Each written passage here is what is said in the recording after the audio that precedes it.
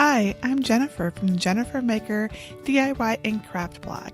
Today I'm going to show you how to make the rose for the Enchanted rose from Beauty and the Beast. It lights up and everything. It's really cool. So here's what the rose looks like outside of the cloche bell jar.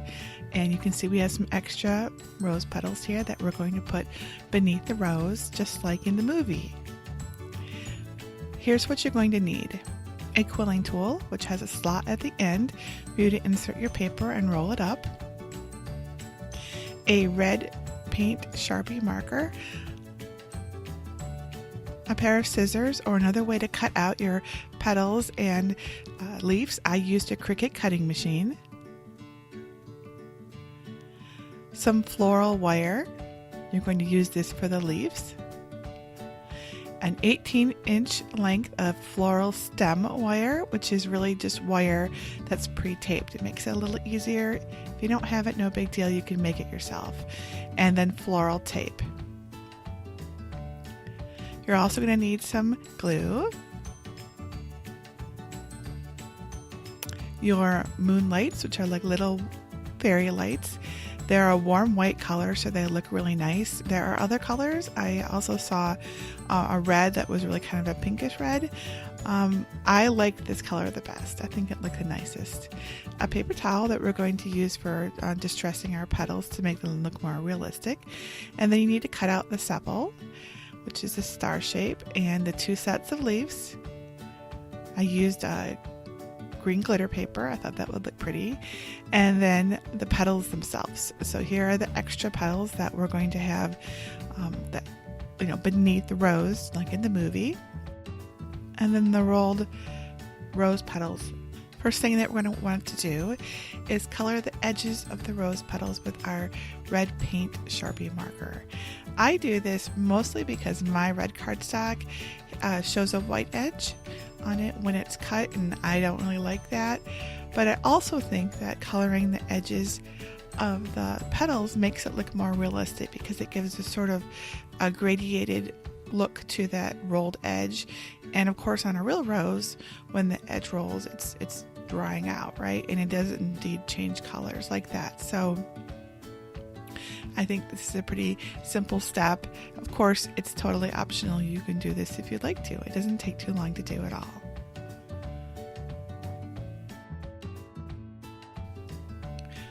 Once you've colored the edges of your petals, it's time to distress the petals themselves so they look less paper-like and more realistic. I like to use the end of my Cricut tool because it's rounded, but you can use anything else that you might have. And you just rub it on this folded paper towel, which has give, and that helps it create a softer, more natural look. And you just go around and you do this for each of the petals on the roll. It doesn't really take too long. You can do as little or as much as you like, whatever works best for you. Sorry, it got a little blurry here. I'm not sure why.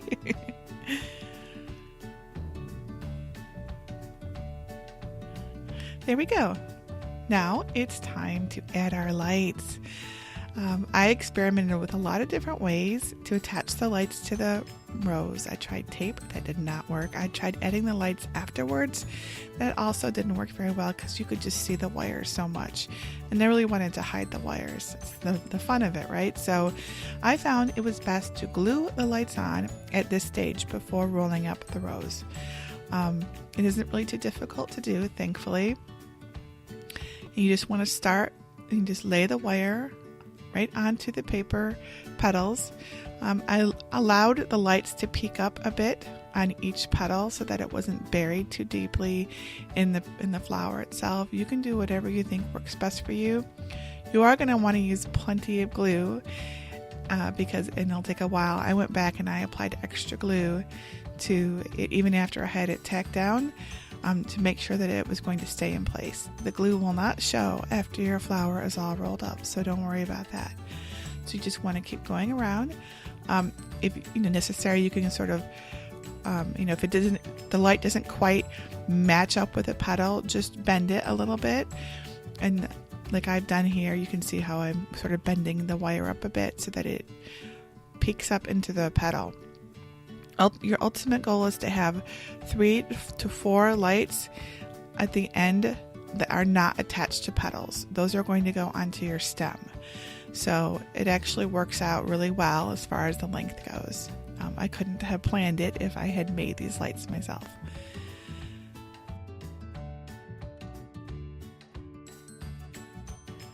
And make sure you go back and put down extra glue.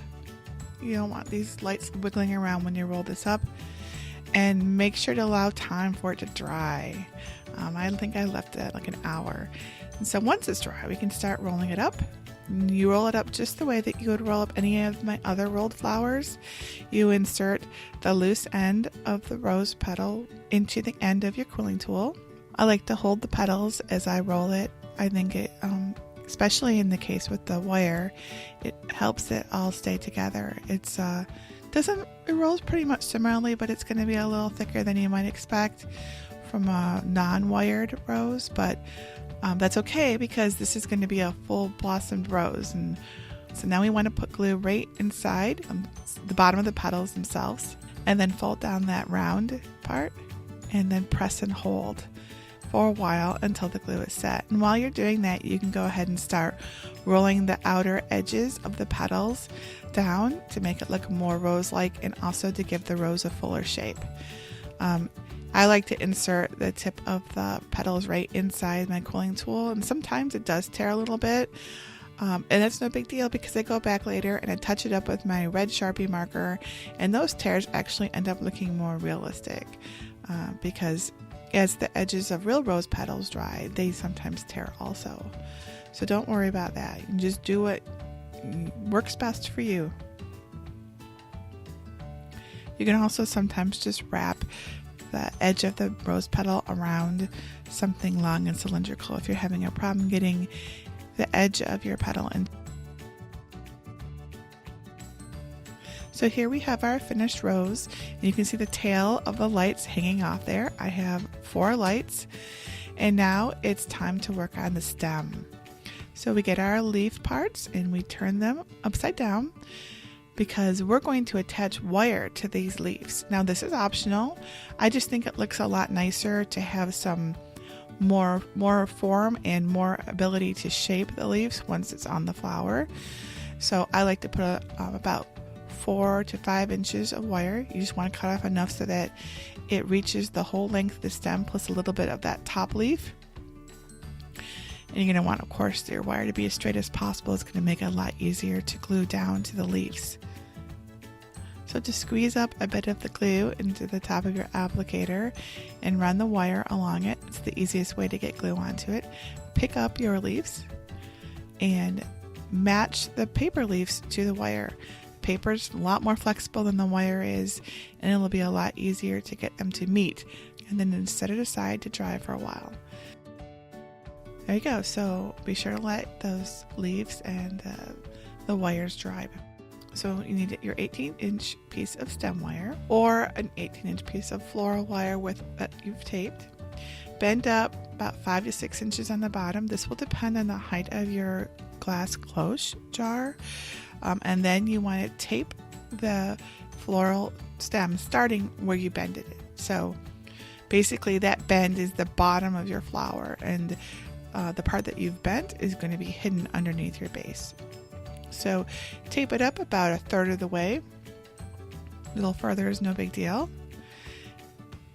And then making sure that your small leaf set is dry, you're going to add it to your stem. Now I have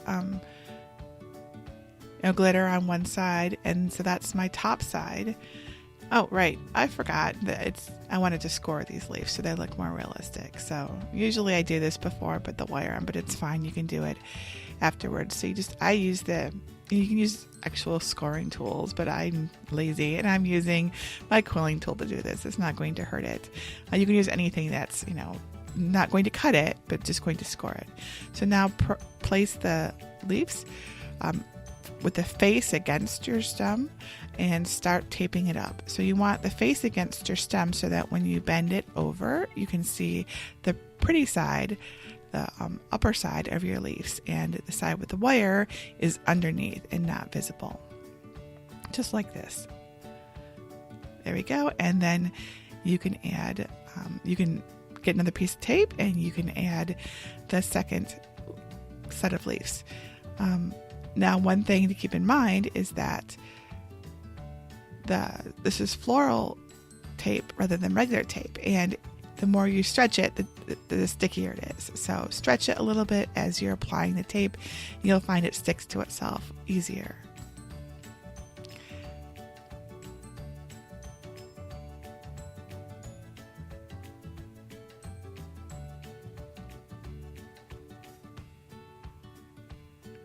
I see when I did this one that I actually put the 3-leaf set on the bottom and the 5-leaf set on top. My tutorial online says to do it the other way. I mean, I guess you can do it whichever way you want.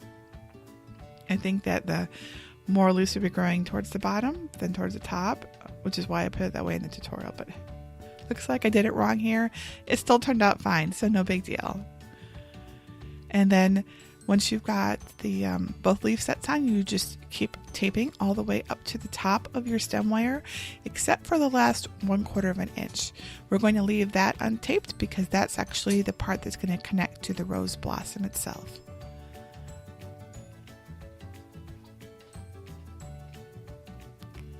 So here we have our pretty stem with our leaves, and this is our sepal. I shape it a little bit too so it looks more natural and not so stiff.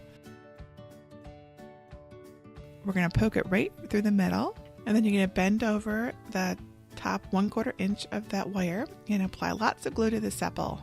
You want it to stick really well to your rose, and go ahead and place your rose on the sepal and hold it down, bend up the sepal leaves, and keep it in place while it dries.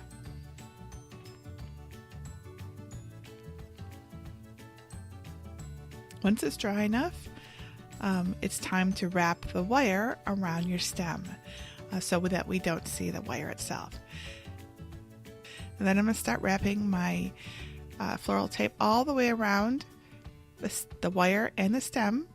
I like to put some tape over the lights because I think that the LED lights are very bright, a little harsh. So I'm putting the green ends up making them look more like thorns, so it seems appropriate. And you go all the way down to the bottom. Remember to pull on your tape as you apply it so that it's stickier and more likely to stay exactly where you leave it. And then when we're down at the bottom, we're basically done. We just need to finish with making sure there's enough tape at the bottom.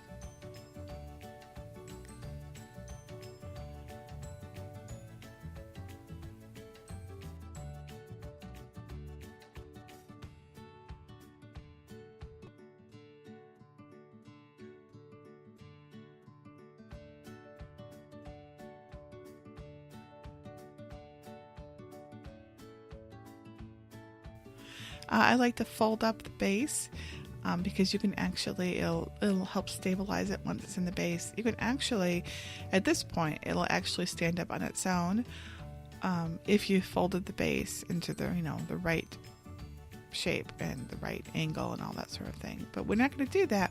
We're going to put it into a base with a glass cloche, and it's going to be really awesome. And here the lights, turn the lights on so you can see how that looks. You can see the lights inside. It's a little harder to see in this bright light, but it glows very pretty in the dark.